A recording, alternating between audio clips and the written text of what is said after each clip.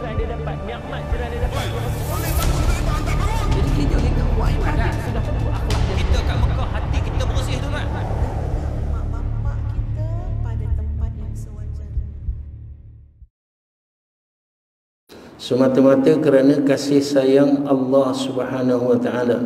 Allah pilih kita untuk duduk di tempat yang paling Allah suka, insya-Allah. Walaupun tak ramai, subhanallah. Ni kalau dulu perangai saya, ketika popular dulu lah, ketika rock dulu kan. Kenapa saya nak jadi penyanyi rock? Kerana nak duit. Itu je. Hari ni tuan-tuan, kenapa kita kerja? Kerana nak duit, nak memenuhi keperluan kehidupan kita, betul kan? Macam tu juga saya dulu nak jadi penyanyi rock,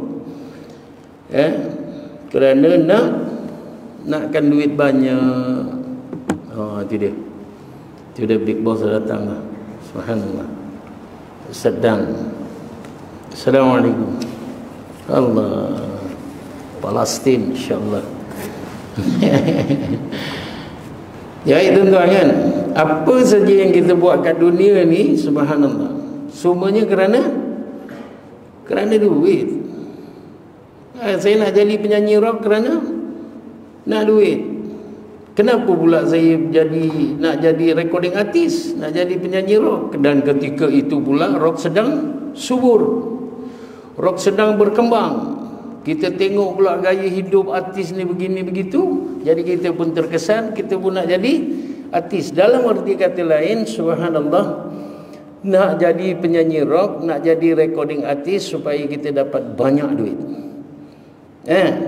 Kerana apa? Kerana kita tahu nilai duit. Hari ni tuan-tuan, masya-Allah, Allah janjikan 1000 kirat siapa duduk dalam majlis ilmu. Melawat orang sakit 1 kirat, melawat mati 1 kirat, melawat pergi ke kubur dapat 1 kirat. Nabi kata 1 kirat ni, beratnya pahala 1 kirat ni, tu gunung Uhud tu, seberat gunung Uhud. Bukit Uhud. Bukit Uhud yang terbesar ketika itu di Madinah. Dulu, kini dan selama-lamanya di Madinah, gunung bukit yang paling besar, yang paling berat adalah Bukit Uhud.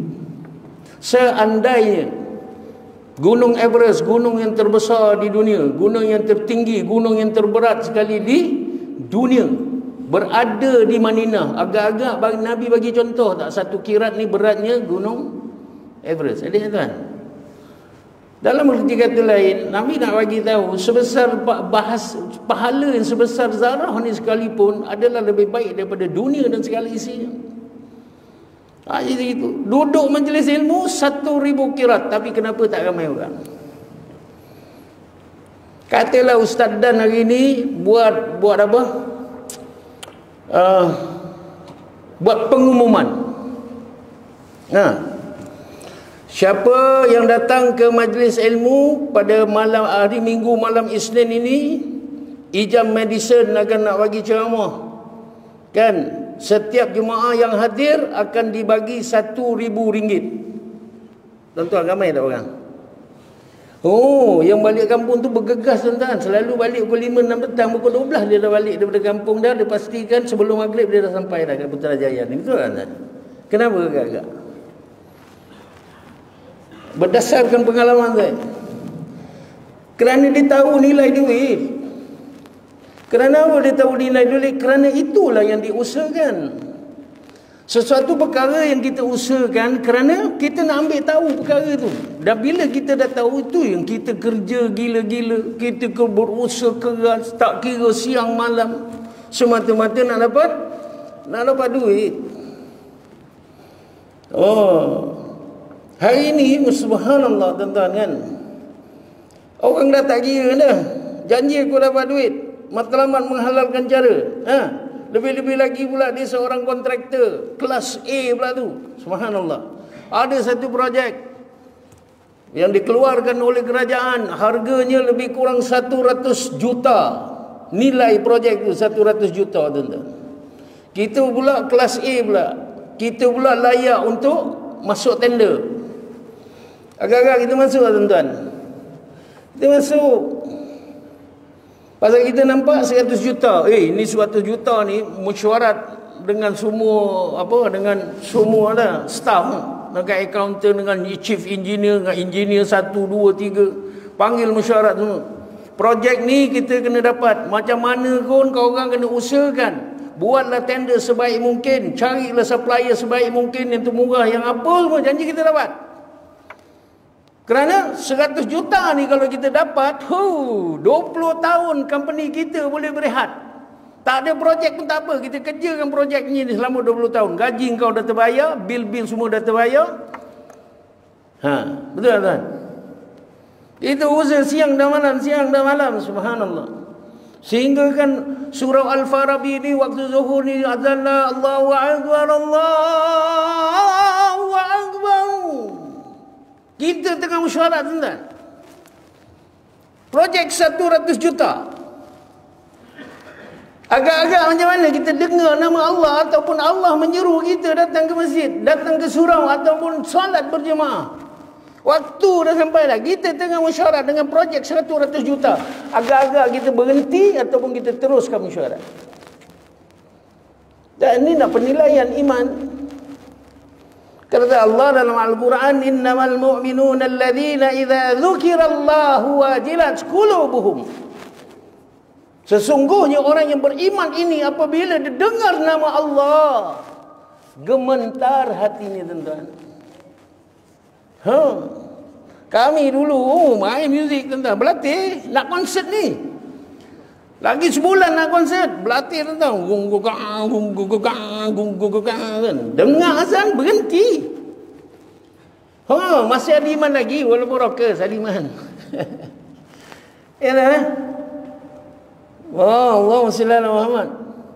Berhenti, tuan-tuan. Berhenti. Azan. Kita hormat azan. Hormat. Maknanya ada sedikit iman tu. Habis ya azan, tuan-tuan, sambung balik. Itu sambung balik. Mana kategori kita, tuan-tuan? Jadi 3 golongan. Apabila nama Allah disebut, azan ni nama Allah disebut, seruan daripada Allah Subhanahu Wa Taala untuk mengajar kita, insya-Allah solat awal waktu berjemaah, tempat azan dilaungkan, subhanallah.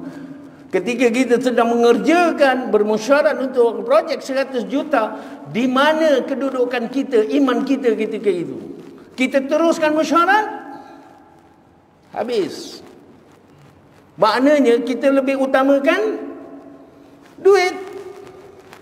Yang kedua, insya-Allah berhenti sekejap musyarat, masya-Allah, macam saya dulu. Berhenti, lepas saja habis azan, sambung balik. 50 imannya, subhanallah. Yang ketiga, masya-Allah, berhenti turun musyarat, tuan-tuan, Allah dah panggil, jom semua sekali pergi salat. Projek ni kejap lagi kita sambung balik. Mana satu kedudukan kita? Ini penilaian atas iman. Bukan duit saja yang kita menilai, bukan duit saja kita ukur. Hari ni, masya-Allah, dulu saya mati duitan, tuan-tuan. Ni kalau ramainya orang, saya balik, tak sanggup nak tunggu. Rugi, tuan-tuan. Rugi kerana apa? Tak ramai orang beli tiket, duit tak ada. Daripada menunggu rugi yang banyak, lebih baik kita balik. Rugi sikit je. Gaji pekerja pun kita bayar setengah je. Daripada dia teruskan, kita kena bayar gaji penuh. Betul tak? Kita balik. Tapi itu dulu mata duitan. Tapi alhamdulillah, doa mak 30 tahun, Allah bagi hidayah dengan dihantarkan seorang ulama, subhanallah, mengingatkan saya tentang mati. Kullu nafsin za'iqatul maut. Setiap yang bernyawa itu pasti akan merati maut. Tak kira lah besar mana kau, tinggi mana pun pangkat kau, banyak mana pun harta kau, kau tetap akan mati. Jangan risau pasal mati. Almarhum Sahibul Sama Datuk Isyak Barun pesan pada saya, jangan risau pada mati. Yang perlu kita risaukan ialah apa kita nak persembahkan kepada Allah ketika kita mati, nak bertemu dengan Allah ni. Apa kita bawa balik, tuan-tuan? Kita bawa balik duit 100 juta, boleh ke kau tim dengan Allah? Dulu nak mengata sementara nak tunggu Munkar Nakir datang nak menyoal kita ni, boleh kita sogok Munkar dan Nakir. Aku ada 100 juta. Yang aku usahakan ketika di dunia dulu, berjuta-juta duit aku, boleh tak kau tim? Boleh tuan-tuan? Tak boleh. Sedangkan itu yang kita usahakan. Subhanallah.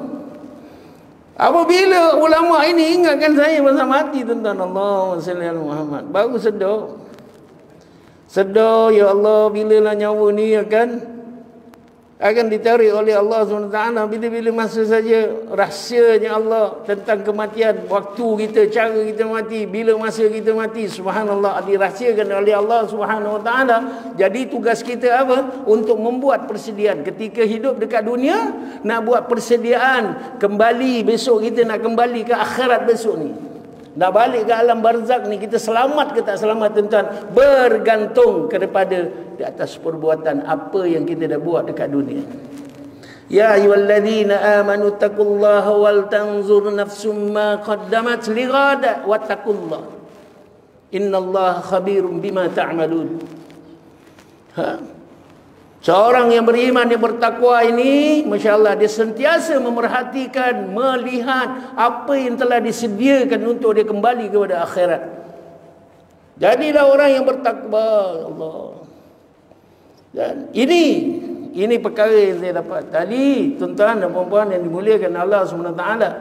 Inilah di antara kasih sayang Allah. Allah letakkan kita di tempat yang Allah suka. Jadi kita kena bersyukur, tuan-tuan.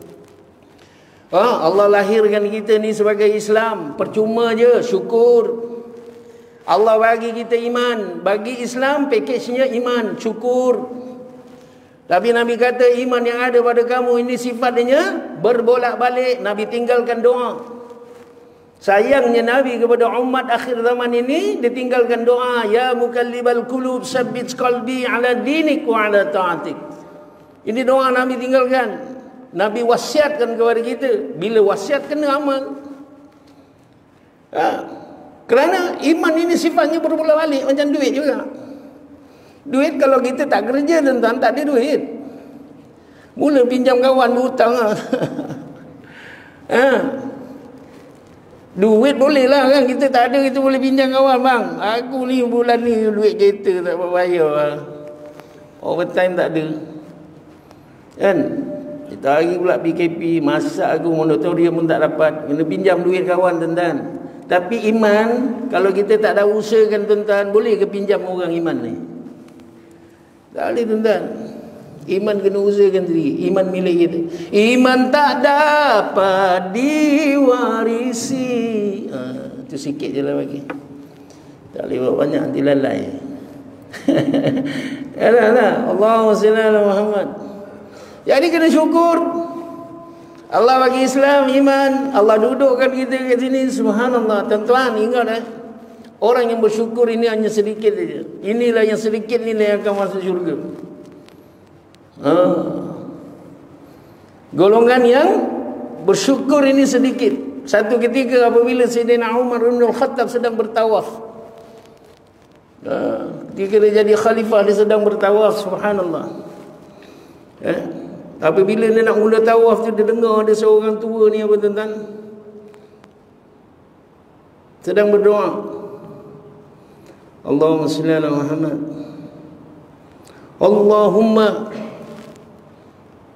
Allahumma ja'alni min ibadikal khalil. Orang tua ni doa, ya Allah, ya Tuhanku, kau golongkanlah aku di dalam golongan yang sedikit. Allahumma ja'alni min ibadikal qalil. Allahumma ja'alni min ibadikal qalil. Tawaf yang pertama itu juga orang tua ni doa. Sampai yang kedua pun macam tu juga doa dia, Allahumma ja'alni min ibadikal qalil. Sampai dah pusingan yang ketujuh, itu tak habis-habis lagi doa dia. Ya Allah, golongkan aku, subhanallah, di dalam golongan yang sedikit. Jadi Umar pun tanya, kenapa doa engkau ni sepanjang masa ni doa engkau ini je?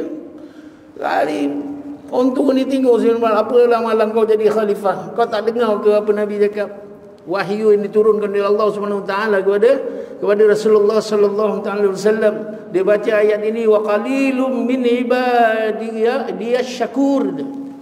Wa qalilum min ibadika syakur, min ibadiyas syakur. Masya-Allah. Maka sedikitlah dan sememangnya sedikit sekali di antara hamba-hambaku yang bersyukur. Tuan-tuan, syukur ni bukan perkara yang main-main. Ini satu sunnah besar yang Nabi tinggalkan kepada kita. Wa'imah kita bangun tidur pun Nabi suruh bersyukur dulu. Pertama yang kena kita buat, mulakan hari kita adalah bersyukur kepada Allah Subhanahu wa ta'ala. Macam Jibril, syukur Jibril macam mana? InsyaAllah syukur Jibril di atas penciptaan yang begitu indah oleh Allah Subhanahu wa ta'ala, dengan warna-warninya, pada segala tubuh anggota dia begitu cantik, berkilau-kilauan, berwarna-warni, memancar-mancar, sehingga dia bersyukur dengan Allah SWT. Apa yang Jibril buat? Ulama bagi tahu, masya-Allah, dia menunaikan 2 rakaat solat sunat, 1 rakaat selama 20,000 tahun. Ada satu riwayat tuan guru saya bercerita, setiap anggota yang nikmat dianugerahkan oleh Allah sebagai kepada Jibril alaihissalam, subhanallah, setiap anggota dia bersujud kepada Allah selama 70,000 tahun, tuan-tuan. Nak menunjukkan dia ni syukur kepada Allah SWT, bukan hanya sekadar syukur, alhamdulillah ya Allah dah. Ikhlaskan di dalam hati lafasan kita ni.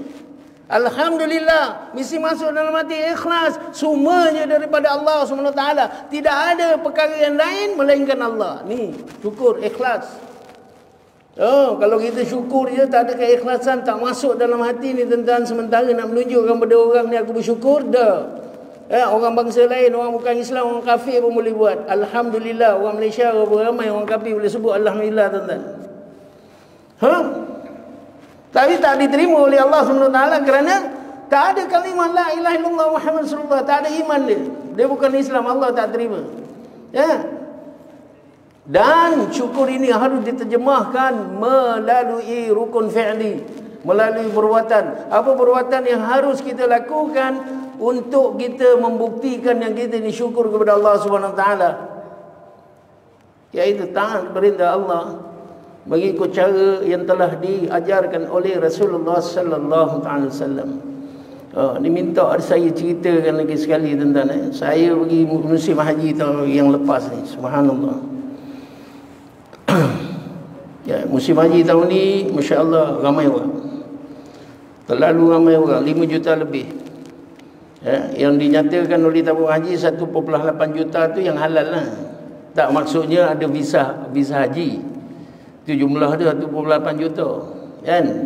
Yang menunggu, yang masuk ke Mekah ni, tuan-tuan, daripada bulan Ramadan tak balik-balik.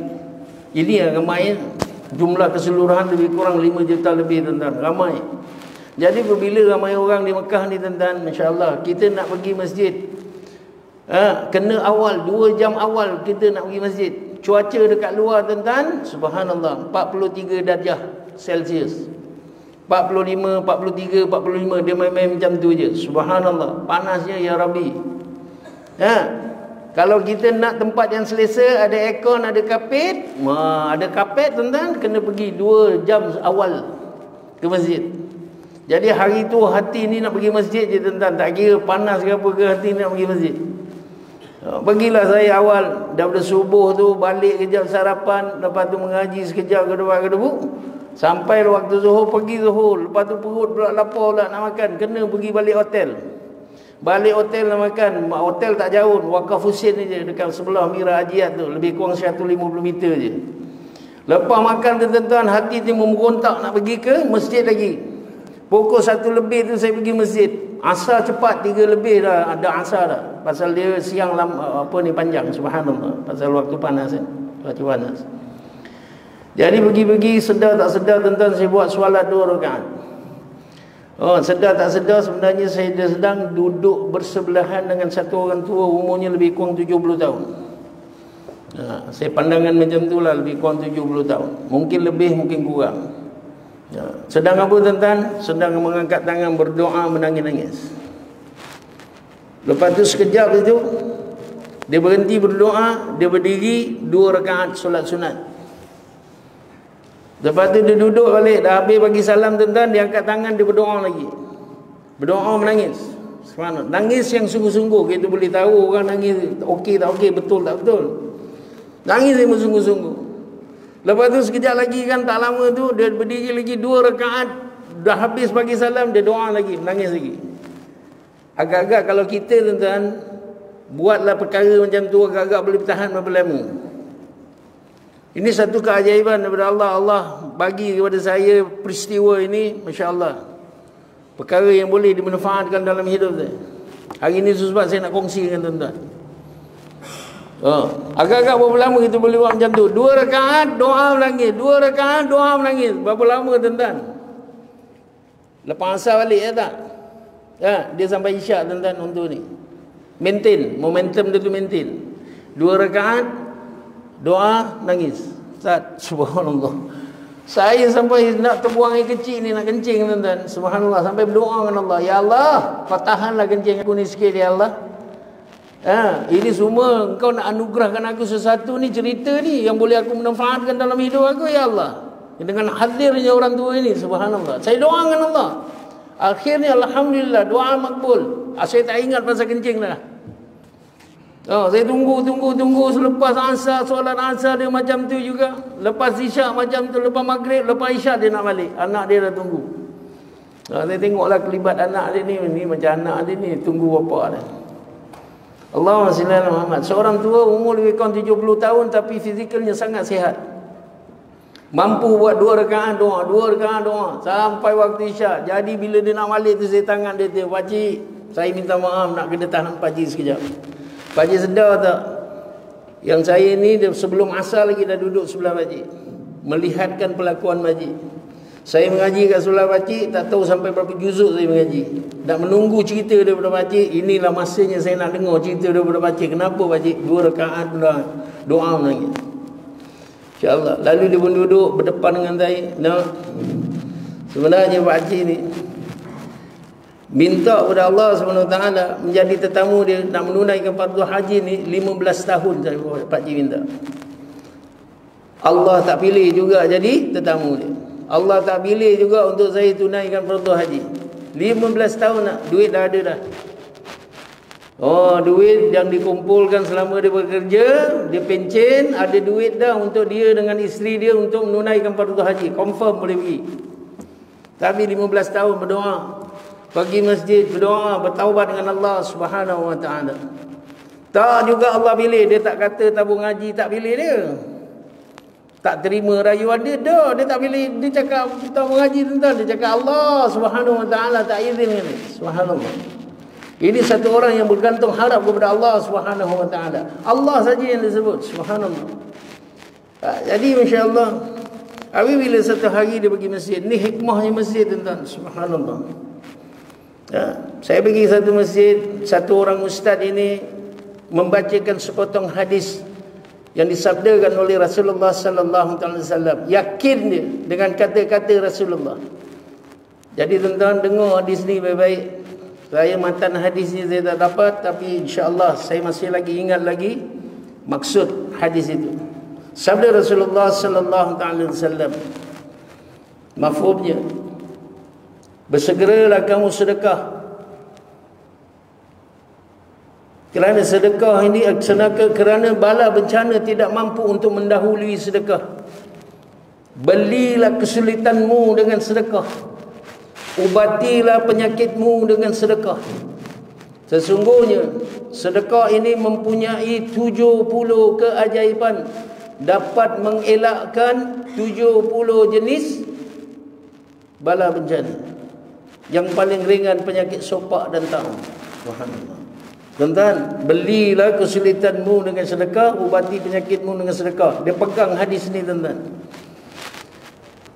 Bila dia pegang, dia kena tunaikan. Dia kena buat sesuatu nak membuktikan dia yakin dengan kata-kata Rasulullah. Belilah kesulitanmu dengan sedekah. Agak-agak dia buat apa tuan-tuan? Dia sedekah, tapi dia sedekah dengan apa tuan-tuan? Tuan-tuan, hamba Allah ini yang berusianya 70 tahun, 15 tahun mengumpul duit, menyimpan duit tu tuan-tuan. Tak tahu berapa puluh ribu, saya tak pernah tanya dia berapa puluh ribu. Subhanallah. Begitu yakin dia dengan kata Rasulullah, janji Rasulullah sallallahu alaihi wasallam, dia sedekahkan keseluruhan duit yang telah dikumpulkan selama 15 tahun untuk dia pergi haji. Semua tuan-tuan.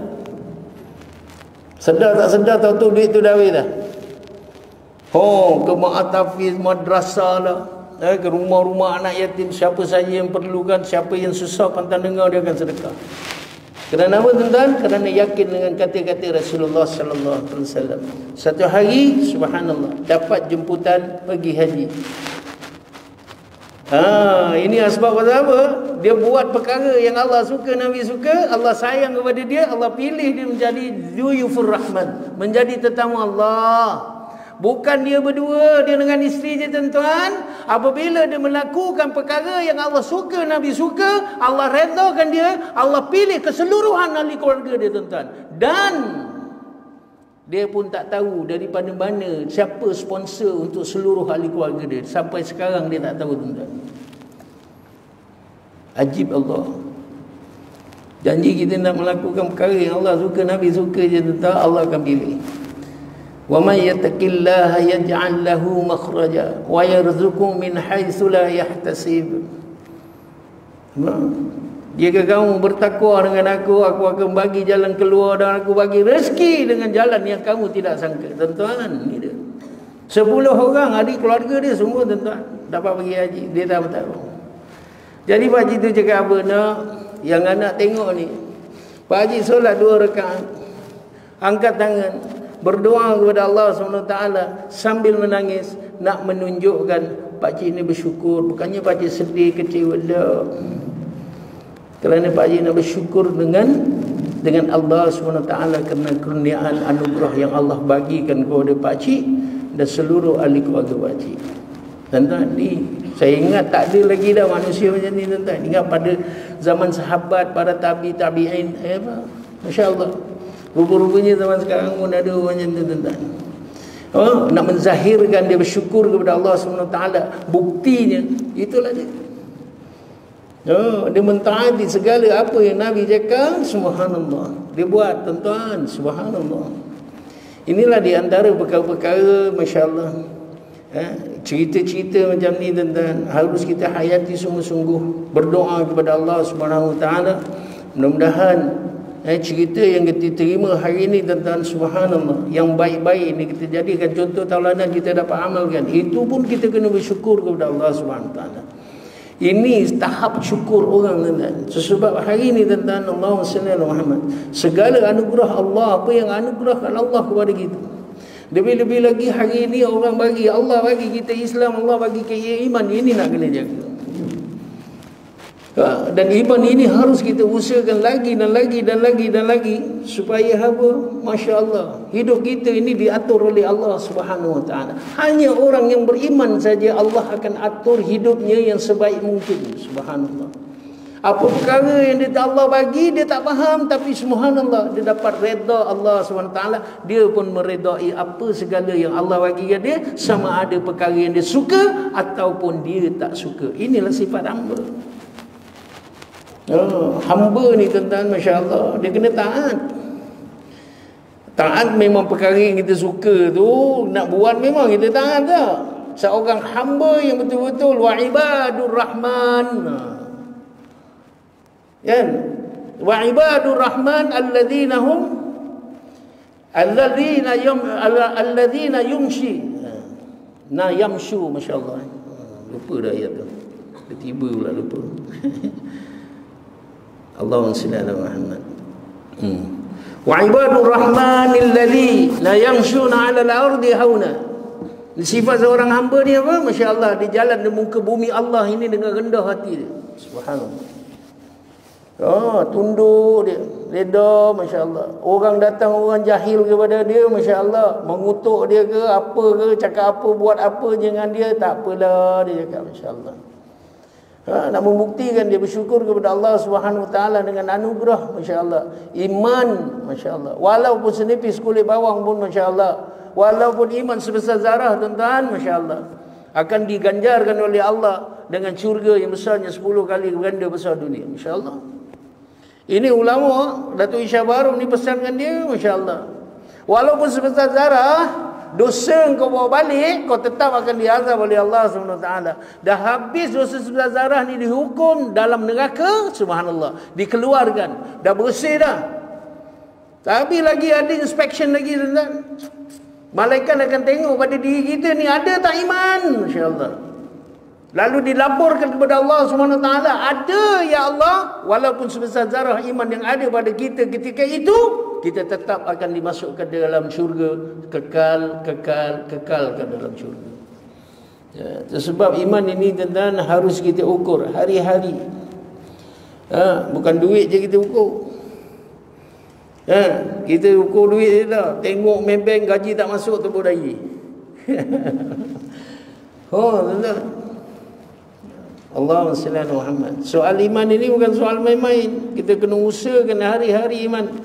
Ya ayyuhalladzina amanu aminu billahi wa rasulih. Wahai orang yang beriman, masya-Allah, tetapkan iman kamu kepada Allah dan Rasul. Maknanya usahakan iman kamu supaya kamu tetap bersama Allah dan Rasulullah sallallahu alaihi wasallam. Baru yang dapat kita menentukan kejayaan kita dunia dan juga akhirat, subhanallah.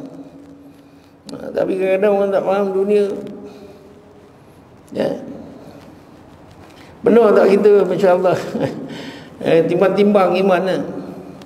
Kalau ada satu orang lah, masya-Allah, tengok dalam Facebook ke ataupun kawan-kawan kita 10 tahun kita tak jumpa, tiba-tiba dia jadi kaya.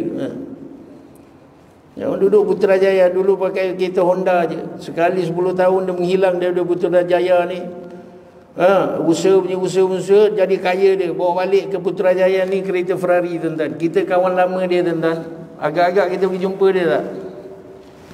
Jumpa dia tak, tuan? Confirm jumpa je, bang. Kau ni 10 tahun hilang kan, tiba-tiba kau jadi kaya kongsi sikit. Takkan kau seorang je nak kaya, aku pun nak dia rasa juga kaya, tuan. Bagi sikit tip macam ni kaya, kan? Ke kau main kripto ke apa ke, Bitcoin ke apa, kan? Bagilah jalan. Aku pun nak rasa lama aku hidup susah dah ni, tuan-tuan. Tapi ada tak bila kita susah, tuan-tuan, masya-Allah, nak pergi surau ni, surau Al-Farabi ni, tuan-tuan, rumah dekat je tapi malas nak pergi surau. Subuh pun terlajak, tuan-tuan. Ada tak kita jumpa orang alim ni, ustaz, bagi saya nasihat, ustaz. Iman lemah, ustaz. Sekarang ni malas betul nak pergi masjid, ustaz. Nak mengaji Quran bukan saya tak tahu ngaji, saya tahu ngaji. Malas. Ada tak jumpa Ustaz Dan ni? Nak pulihkan balik iman kita, tuan-tuan, ataupun nak usahakan kembali kita punya iman ni supaya dia mantap, supaya masya-Allah. Kerana kita sentiasa ingat kepada akhirat, ingat kepada mati. Ada, tuan-tuan?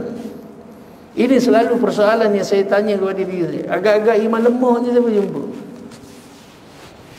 Kadang-kadang kita tak perasan, tuan-tuan. Allahumma salli ala Muhammad. Dulu kalau saya pergi cuti ni, subhanallah, ini di antara perkara yang kita kena sensitif.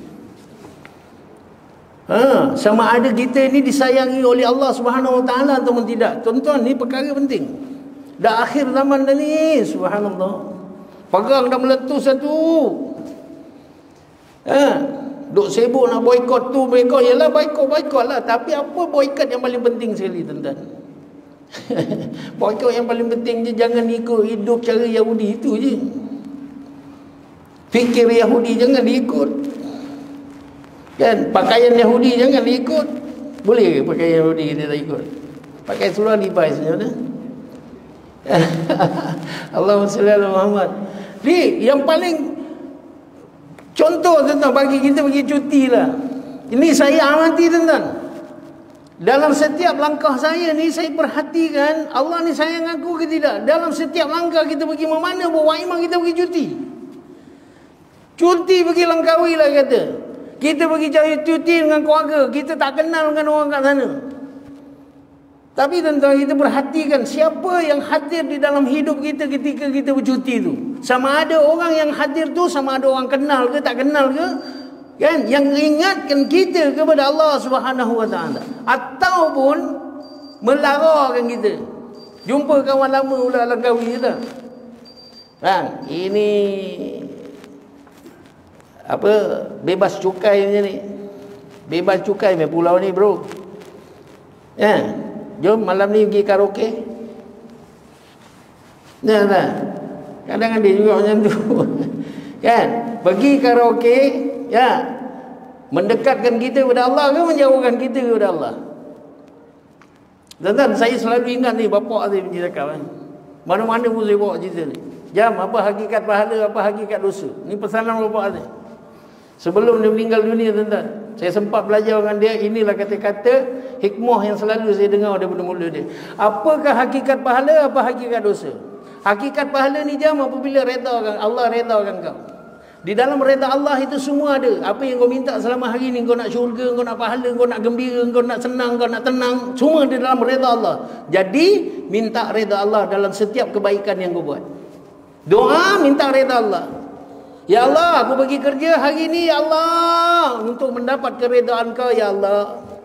Ya Allah, aku belajar hari ni, ya Allah, nak dapatkan keredaan, ya Allah, dengan mentaati perintah kau, ya Allah. Aku nak reda kau, ya Allah. Aku tak nak apa lain, aku nak reda kau je, ya Allah. Itu hakikat pahala yang sebenar. Jam, apa itu hakikat dosa? Jam, hakikat dosa ni, sedetik kau lupakan Allah, itulah dosa.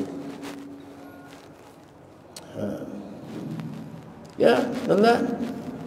Wa ma khalaqtul jinna wal insa illa liya'budun.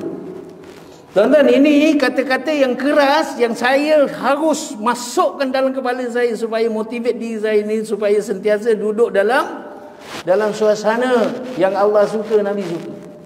Kalau tidak gitu mudah lalai, tuan-tuan. Lebih-lebih lagi pula, zaman sekarang ni subhanallah. Apakah perkara yang harus kita jadikan, masya-Allah, sesuatu yang boleh motivate diri kita ni supaya kita sentiasa duduk di dalam keredaan Allah Subhanahu wa taala. Allah. Saya kalau perjalanan hidup saya ni subhanallah 50 tahun, 8 tahun, tuan-tuan, apa benda yang saya tak pernah buat, tuan-tuan. Saya beach boy. Nak dapat duit banyak, saya dah kaya dah, tuan-tuan. Gaji 5,000 satu hari. Saya apa benda yang saya tak buat? Nak jadi artis tak ada benda. Saya jadi penyelam, tu dia 5,000 satu hari. Sebulan berapa gaji? 150,000. Bawa balik bulan-bulan 120,000, tuan-tuan. Tak cukup. Apa benda lagi? Subhanallah. Hari ini apabila Allah uji saya, Allah sayang kepada kita, Allah hantar rahmat kepada saya, Allah ujikan sedikit kepada saya. Subhanallah. Asbabnya daripada doa mak saya nak jadikan saya ini seorang anak yang saleh. Jadi Allah ujilah saya, Allah bagi peringatan, masya-Allah, Allah tarbiyah saya, Allah didik saya dengan ujian ini. Ujian ini adalah rahmat daripada Allah. Allah tarbiyah itu supaya kita sedar yang selama hari ini kita fikirkan itu salah. Apa makna kejayaan? Yang selama hari ini saya fikirkan kejayaan ini ketika kita duit banyak. Kita usahakan duit pergi belajar ke Australia, duit beratus ribu modal nak jadi professional diver. Oh, masya-Allah. Sehingga kan dapat duit banyak, akulah orang yang kaya, akulah orang yang berjaya, subhanallah. Sehingga kita lupakan Allah, Allah tak bimbing kita, jadi fikir kita pun salah. Duit kita jadikan lambang kejayaan kita, subhanallah.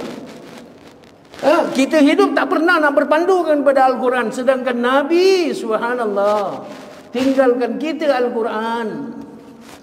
Itulah kita punya SOP, itulah panduan hidup kita untuk kita selamat dunia dan juga akhirat. Allah kata apa dalam Al-Quran? "Wa may yuti'illaha war rasulahu faqad faza fawzan 'azima." Orang yang taat perintah Allah dan Rasulullah sallallahu alaihi wasallam, Allah akan bagi kejayaan sebesar-besar kejayaan. Apa besar kejayaan yang kau nak? Taat dia perintah Allah, taat dia perintah Nabi. Faman zuhziha 'anil nari wa udkhilal jannah faqad faz. Orang yang dihindarkan daripada api neraka dan dimasukkan ke dalam syurga, itulah yang sebenarnya orang yang berjaya. Tuan-tuan kena fikir, akhirnya kita nak bagaimana? Kita mati, tuan-tuan. Ini yang saya fikir, akhirnya aku mati. Imam Al-Ghazali rahimahullah ta'ala dia kata apa? Mati ini rahsia Allah. Tempat kita mati, masa kita mati, cara kita mati, Allah rahsiakan. Tapi Allah sayang kepada hamba-Nya yang beriman, dia bagi tanda. Bukan wali Allah aja, orang yang kasyaf ni dia tahu dia nak mati. Tak, orang yang hamba yang beriman, yang Allah sayang, Allah bagi tanda.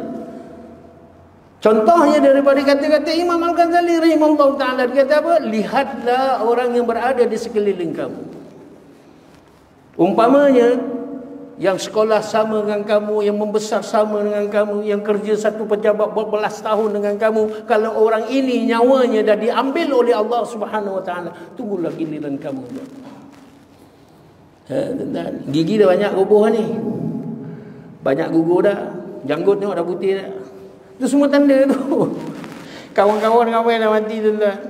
Kawan artis siapa? Semua orang pun tahu. Samad Lavender mati, Salim Iklim mati dah.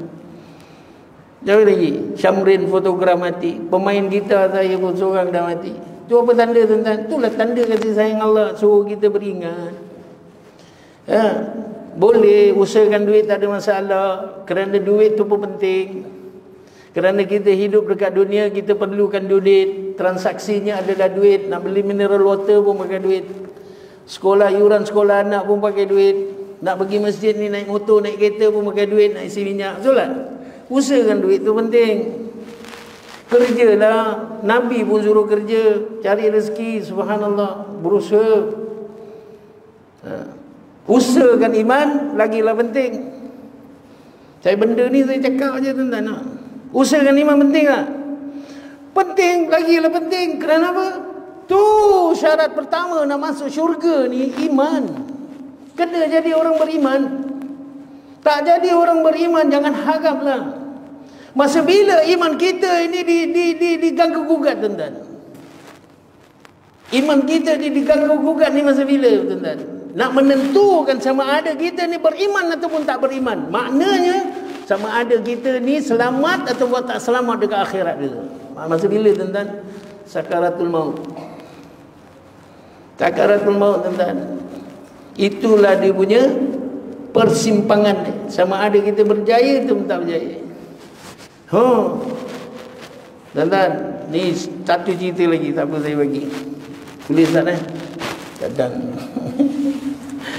saya kembara dakwah saya di Sarawak tuan-tuan. Tak tahu saya dah cerita belum. Kembara saya di Sarawak tahun lepas. Saya pun cerita biasalah, seminggu 8 hari saya di sana. Ada satu masjid ni saya cerita pasal sakaratul maut. Tapi berdasarkan kepada apa yang saya tahu, daripada tuan guru cerita, daripada buku kitab kita baca kan. Keadaan sakaratul maut ni apa tuan-tuan? Masa tu kita tengah nazak. Dan orang nazak ni apa? Keadaan dia macam mana? Keadaan dia terdesak. Sakit, terdesak ni. Macam orang lemas. Lemas ni tuan-tuan, jangan main-main. Pernah lemas tak? Kalau nampak batang mancis pun sanggup dia nak berpaut. Begitu terdesaknya orang yang sedang lemas. Begitulah orang sakaratul maut ni tuan-tuan. Dan apa peranan iblis ketika itu? Dia hantar dia punya tentera dia tuan-tuan, pangkat apa kat sarjan meja. Itu yang nak menentukan ni. Tugas iblis ni apa tuan-tuan? Iblis syaitan ni nak menyesatkan kita, betul tak? Kan? Jadi ketika itulah yang paling penting. Lalu dihantar apa pangkat? Kurang-kurang brigadier general tuan-tuan. Nak melepaskan iman kita ni, subhanallah. Nak membuang akidah kita ni supaya kita ni tak selamat dekat akhirat tuan-tuan, masuk neraka.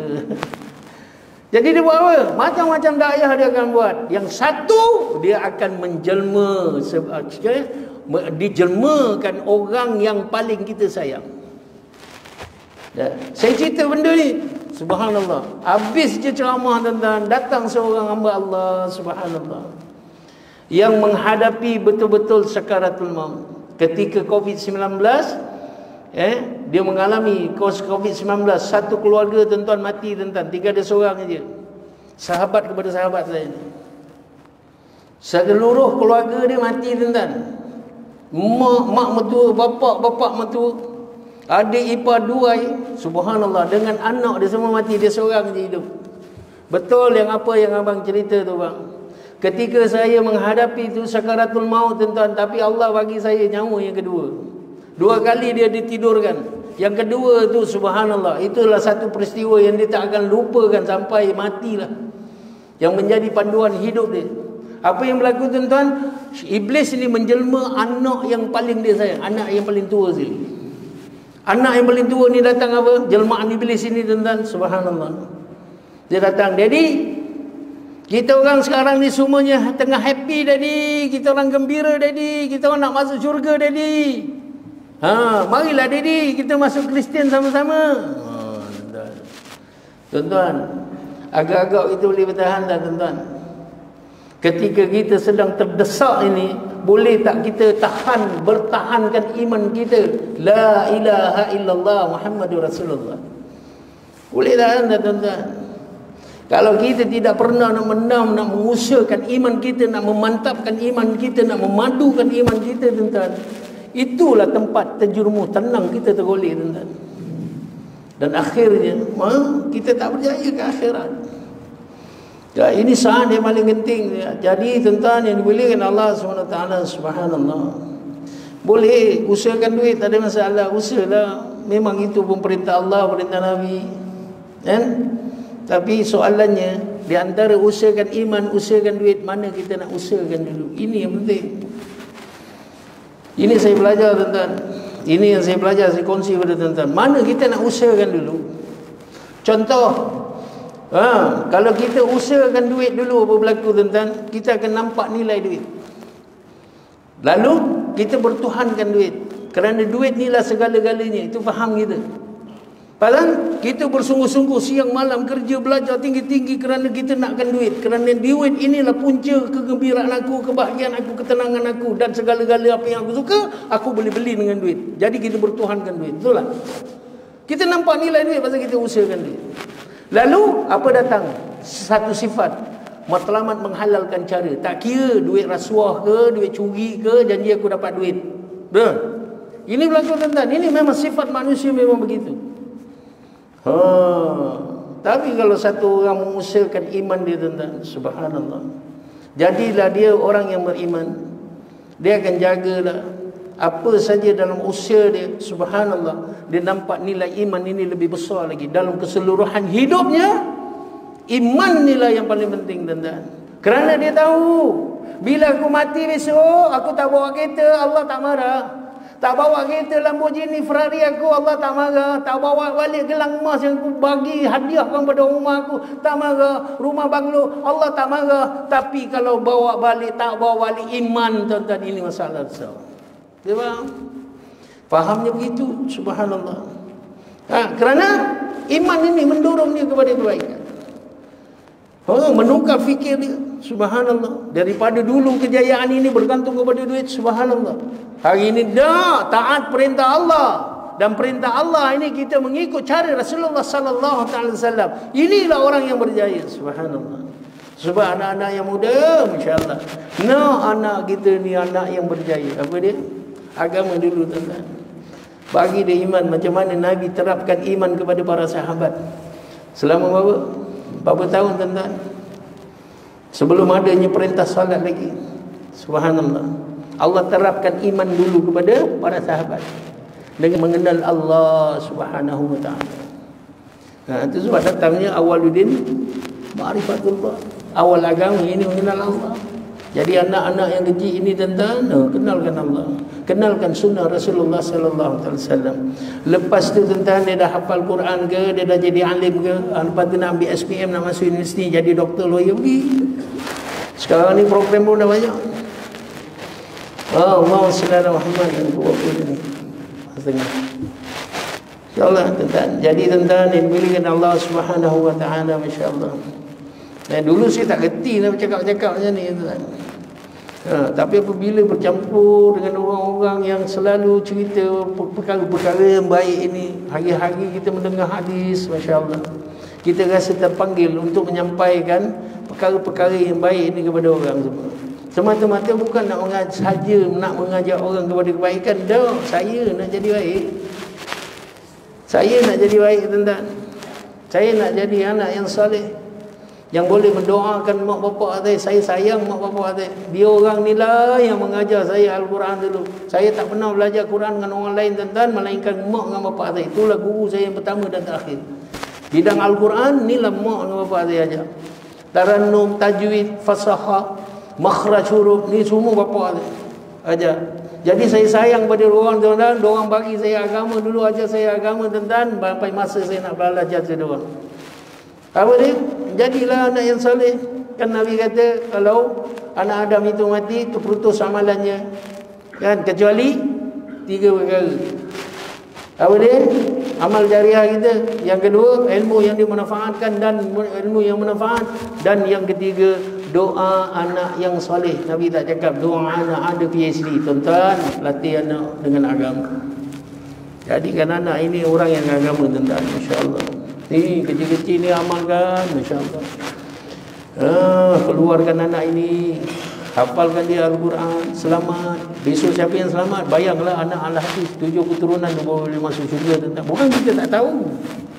Bukan kita tak tahu. Tapi entah juga anak kan. Tanpa agama. Kalau dengan agama, okey, nak buat PhD tak ada masalah. Tapi yang diutamakan adalah agama. Supaya anak ini tetap beriman kepada Allah Subhanahu Wa Taala dan Rasulullah Sallallahu Alaihi Wasallam. Dalam cubaan yang masa akan datang ni, ujian tak tahu apa benda ujian yang diorang ni akan hadapi tuan-tuan. Kita pun tak boleh tahan, apalagi zaman diorang ni. Dengan zaman handphonenya, teknologi sekarang, subhanallah, dengan medsosnya, subhanallah. Boleh halang ke? Hari ni mak bapak ni pagi tak tahan anak ni dengan nakal sangat, bagi handphone senyap. Betul ke cara itu? Kita fikir. Tuan-tuan, nak selamatkan anak ni bukan dengan handphone. Nak sediamkan anak ni bukan dengan handphone. Tuan-tuan, usahakan iman dulu. Iman, taat perintah Allah. Allah Subhanahu Muhammad. Tuan-tuan yang dimuliakan Allah Subhanahu Wa Taala. Jadi kadang orang tanya saya, apa benda yang perlu kita buat? Nabi dah tinggalkan sunnah ni, Nabi dah tinggalkan wasiat kepada kita. Setiap daripada individu kita yang ada pada hari ini, tak kira yang dikatakan umat Rasulullah sallallahu alaihi wasallam, dikatakan umat yang terbaik. 4 benda kena buat. Ini asas. 4 benda tak boleh tak buat, kena buat. Saya habiskan ini 4 perkara tuan-tuan, masya-Allah. Yang pertama, dakwah kena buat. Tak boleh tinggal dakwah tuan-tuan. Pasal Nabi awal-awal lagi dah bagi tauliah kepada kita. Maknanya bila kita dah ada tauliah, Nabi dah bagi tauliah, tak boleh tak buat kerja dakwah. Apa tauliah dia? Balighu anni walau ayah. Apa ni, tauliah jaiz ke maib ke tu lain. Kan itu kita nak bercakap kat sini kan. Tapi sebagai individu umat Nabi Muhammad sallallahu alaihi wasallam ini tauliah kita, balighu anni walau ayat, sampaikan dariku walaupun sebaris ayat. Hari ini kita dah sampaikan belum? Ini hak Rasulullah tuan-tuan. Hak juga hak Allah Subhanahu Wa Taala.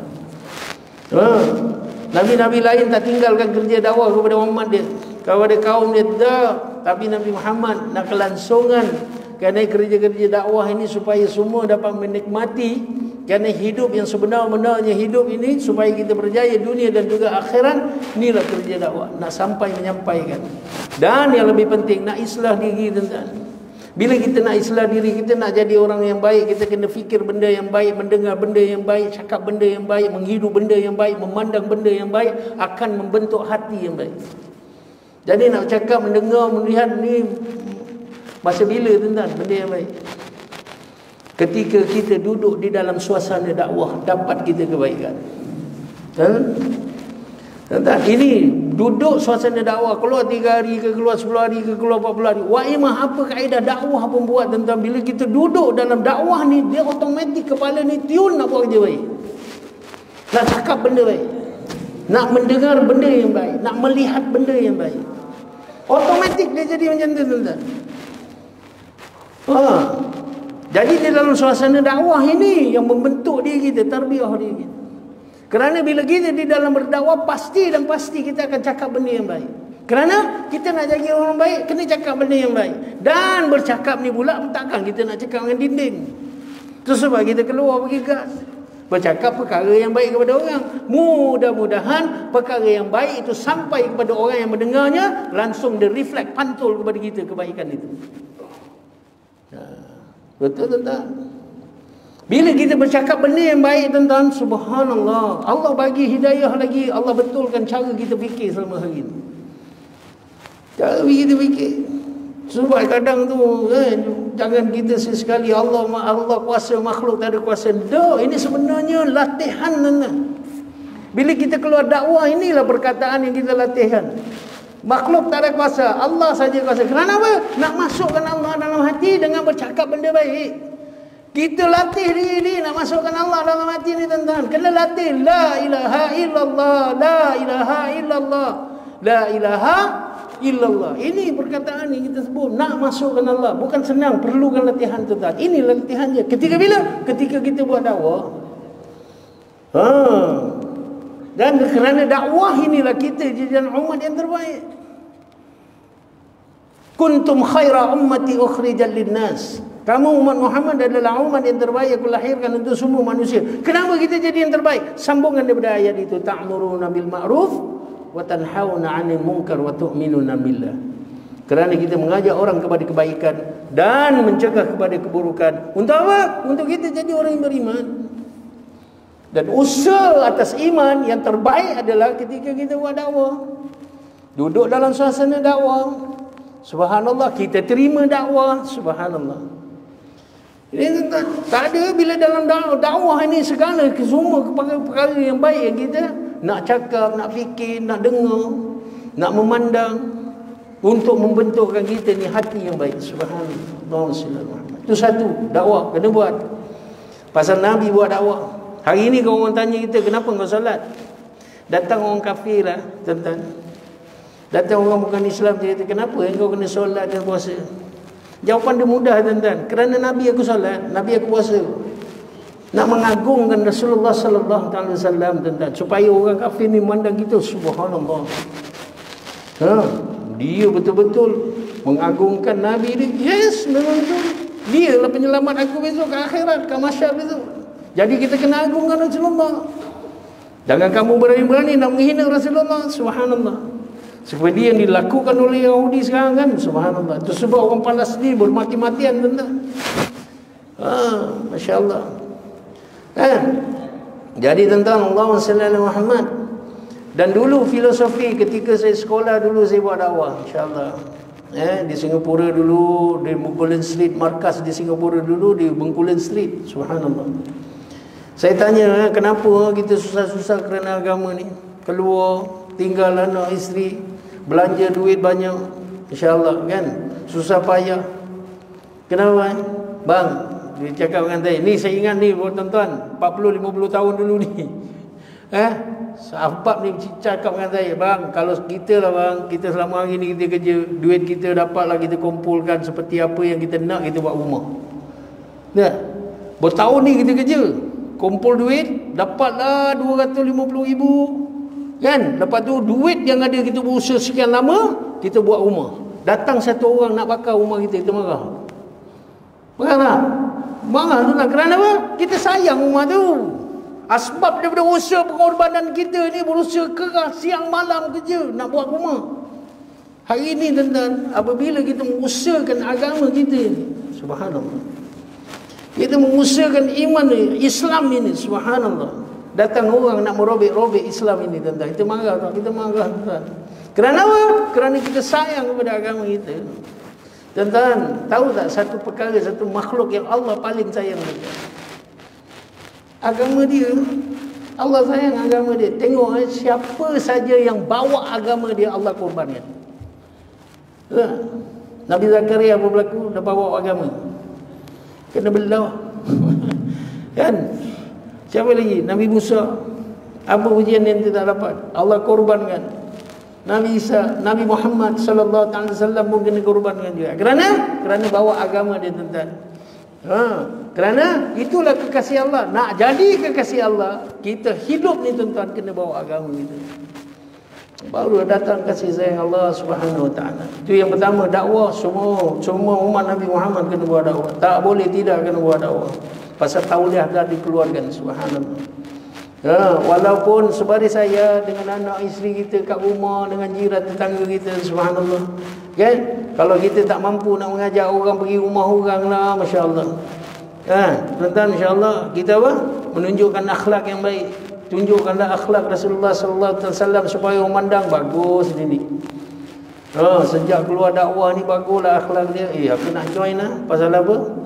Kerana buat dakwah pun boleh jadi baik. Dia jadi macam tu. Tuan-tuan, baca tengok tak Inari punya video dalam Facebook. Ada kawan saya post kan. Seorang budak lagi tuan-tuan, baru berapa tahun 14 ke 15 tahun meninggal, mati perang Palestin di Palestin. Budak Palestin ni mati tuan-tuan. Subhanallah, dia seorang hafaz Al-Quran, subhanallah. Apa kerja dia tuan-tuan?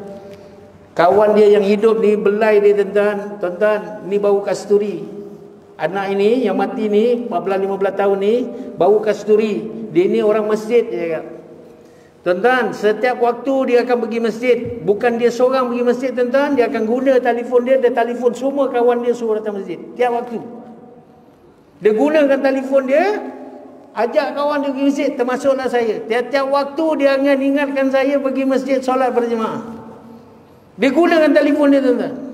Dia ada WhatsApp group dia akan masuk dalam WhatsApp group. Tengok tak ada jawapan tuan-tuan, semua yang ada dalam senarai group tu dia akan telefon.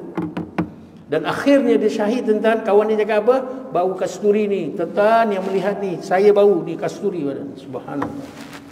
Ini dakwah tuan-tuan. Allahumma jangan kita tinggalkan dakwah. Subhanallah. Besok dakwah ni akan tuntut pada kita. Yang kedua tuan-tuan, insya-Allah ibadat. Tiap individu pasti semualah kita orang Islam kena ibadat. Tapi ingat, ibadat yang kita nak buat ni tuan-tuan, apa saja yang diperintahkan oleh Allah Subhanahu Wa Taala kena ikut cara yang Nabi ajar. Cara lain tak Allah tak terima. Cara Nabi. Jangan kita rasakan daripada kecil kita dah solat, kita dah baca Fatihah, dah okey dah. Betul tuan-tuan. Tapi tak adalah langsung untuk usaha kita nak memperbaiki bacaan Fatihah kita, solat kita, fardu ain kita tu. Ibadat kena ikut cara Nabi tuan-tuan. Pertama, kena ikut cara Nabi supaya kita selalu dimotivasi untuk sentiasa upgrade ataupun menaikkan tahap kualiti ibadat kita. Siapa yang kita nak ikut? Nabi. Alladhi khalaqal mauta wal hayata liyabluwakum ayyukum ahsanu amala.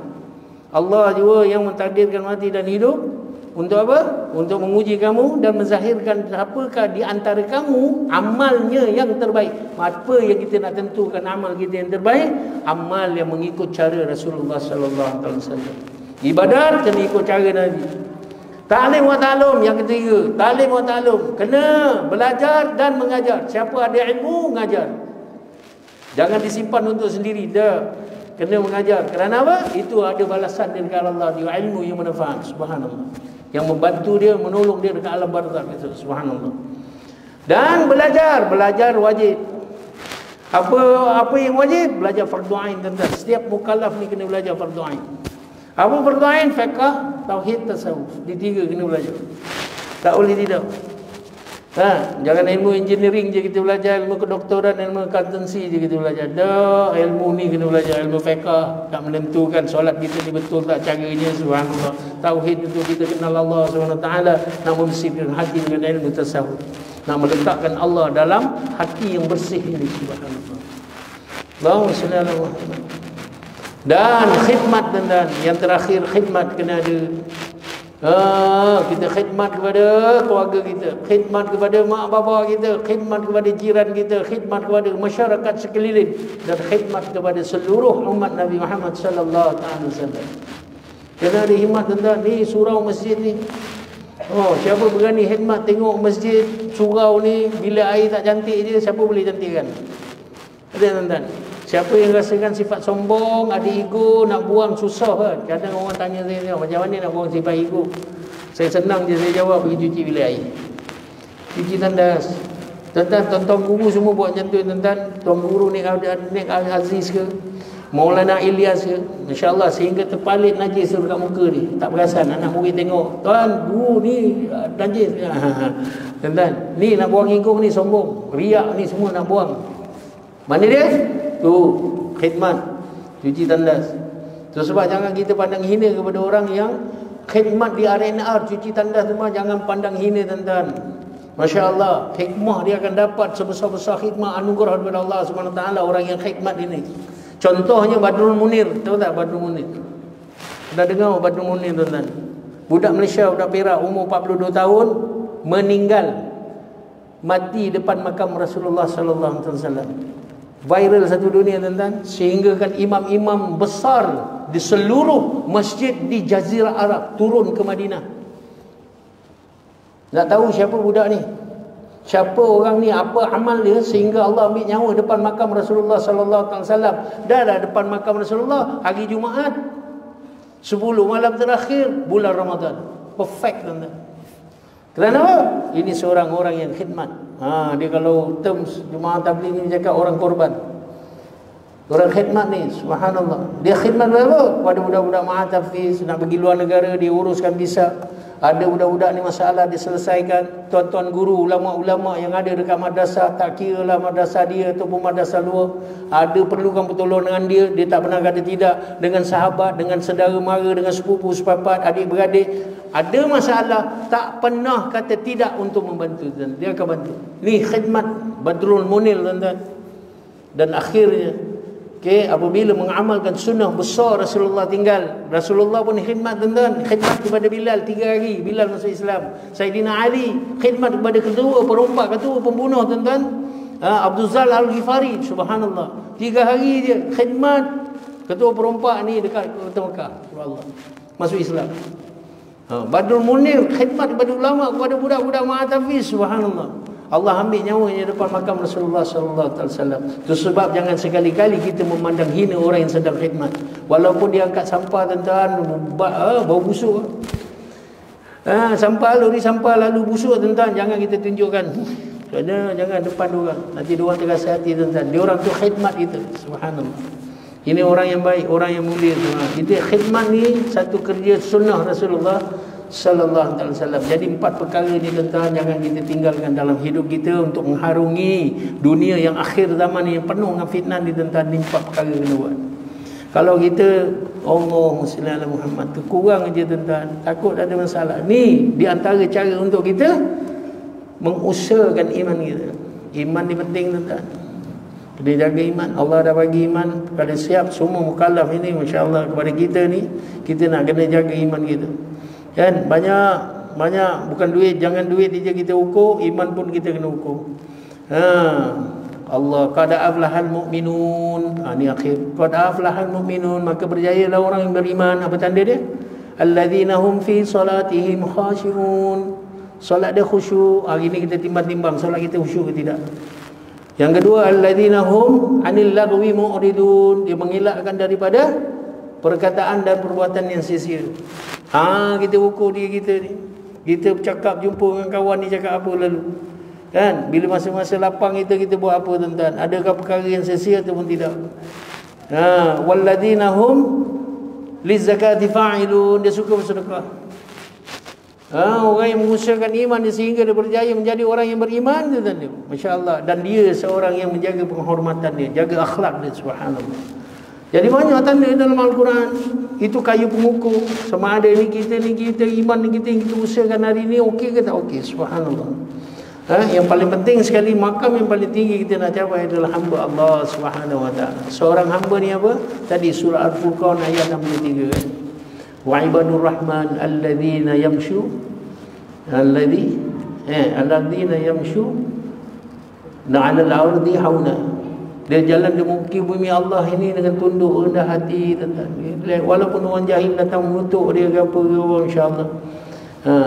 Wa qalu salama. Dia jaga, dia tenang je, relax je, dia tak mudah melenting, subhanallah. Dia balas dengan kebaikan, subhanallah. Insya-Allah tuan-tuan, mudah-mudahan doakanlah. Saya ni kan cakap lebih-lebih ni macam ni, bukan kadang tak betul juga kan. Takut Allah uji tuan-tuan. Jadi doa-doakan, kita sama-sama berdoa, mudah-mudahan ini Allah kekalkan iman yang ada ini, insya-Allah, kerana supaya kita dapat digunakan lagi sebagai modal untuk kita usahakan iman kita lagi dan lagi dan lagi sampai kita tak ada lagi. Dan itulah yang penting dalam hidup saya. Jadi maafkan saya, ambil masa yang lebih. Kalau ada perkataan yang tidak betul, tidak senonoh, insya-Allah saya minta maaf. Itu kelemahan diri saya minta maaf, ujung rambut sampai ujung kaki. Dan terima kasih sekali lagi kepada kepada surah Al-Farabi menjemput saya, dan apa saja kita dengarkan hari ini, subhanallah, yang kita jadikan iktibar, kita dapat amalkan, kita dapat sampaikan, dan yang paling penting doa kepada Allah Subhanahu wa taala. Mudah-mudahan Allah bagi kita faham untuk mengamalkan agama secara sempurna, insya-Allah. Kita doa sikit. Bismillahirrahmanirrahim. Alhamdulillahirabbil alamin. Wassalatu wassalamu ala asyrafil mursalin sayyidina Muhammadin wa ala alihi washabihi ajma'in. Ya awalan awwalin ya akhiral akhirin ya dzal quwwatil matin wa ya rahimul masakin ya arhamar rahimin. Allahumma ij'alna min as-su'adal maqbulin. Allahumma ihdinas siratal mustaqim siratal ladzina an'amta 'alaihim minan nabiyyin was-siddiqin wasyuhada'i was-shalihin wa hasuna ulaika rafiqa ya arhamar rahimin. Allahumma arhamna bil Qur'an waj'alhu lana imaman wa nuran wa rahmatan wa rahmah. Allahumma zakkilna minhu ma nasina wa 'allimna minhu ma jahilna warzuqna tilawatahu ana al-laili wa atrafan nahar waj'alhu lana hujjatan ya rabbal alamin. Allahumma wafiqna lima tuhibbu wa tarda. Allahumma wafiqna lima tuhibbu wa tarda. Allahumma wafiqna lima tuhibbu wa tarda. Allahumma ij'alna min ibadikal khalil. Allahumma ij'alna min ibadikal khalil. Allahumma ij'alna min ibadikal khalil. Rabbana zalamna anfusana wa illam taghfir lana wa tarhamna lanakunanna minal khasirin. Rabbana atina fid dunya hasanatan wa fil akhirati hasanatan wa qina adzabannar. Wa sallallahu ala sayyidina Muhammad wa ala alihi washabihi wa sallam. Alhamdulillahirabbil alamin. Assalamualaikum warahmatullahi wabarakatuh. Tadi nyanyi kan? Tak ya? Hah? Oh boleh kan? Nak cuba nyanyi pula. Bismillah. Lagu apa? Lagu apa nak nyanyi?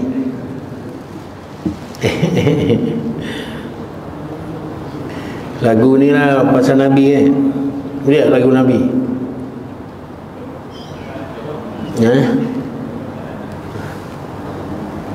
Oh 3 begini ada juga minta. Okey. Dia kalau minta kena bayar. Doakan saya insya-Allah. Mudah-mudahan saya dapat istiqamah iman amal kerja dakwah dan juga kelas-kelas pengajian Quran saya insya-Allah. Bismillah. 3 dan saya ini Bismillahirrahmanirrahim. Ketika begini mencari-cari semua cinta hilang, saat begini ternanti-nanti kau terbang melayang,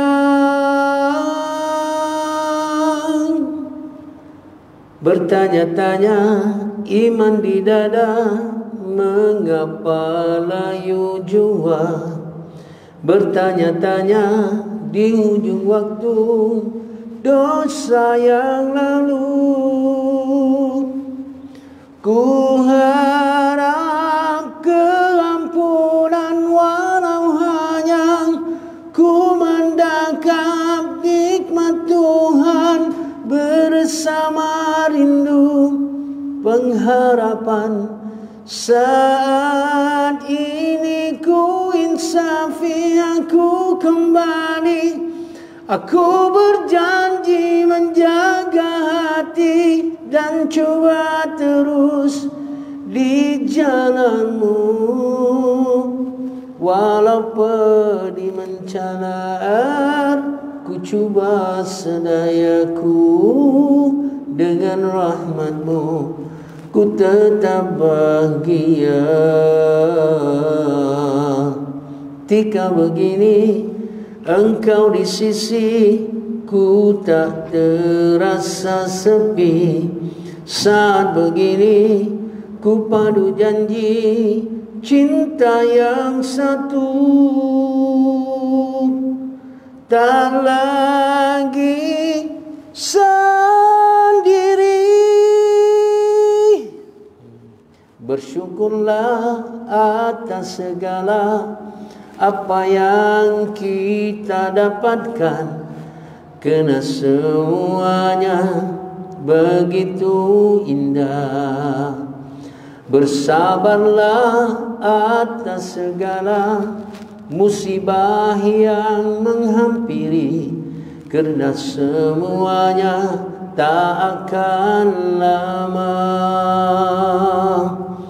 sedih sementara, bahagia sementara, sakit sementara, sehat sementara, miskin sementara, kaya pun sementara, dunia sementara, akhirat selama-lamanya. Berharaplah hanya kepada Allah yang maha segalanya, yakinkan hati hanya kepadanya. Dunia ini tempat meninggal, bukanlah tempat kita tinggal. Kita semua akan kembali padanya. Sedih sementara, bahagia sementara, sakit sementara, sehat sementara, cantik sementara, tampan pun sementara, dunia sementara, akhirat selama-lamanya.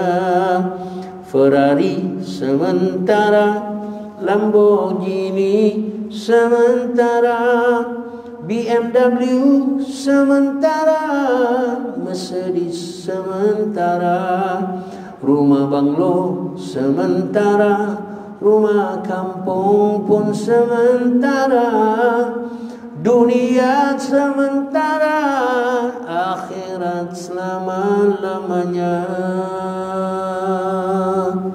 La ilaha illallah Muhammadun Rasulullah. Assalamualaikum warahmatullahi wabarakatuh.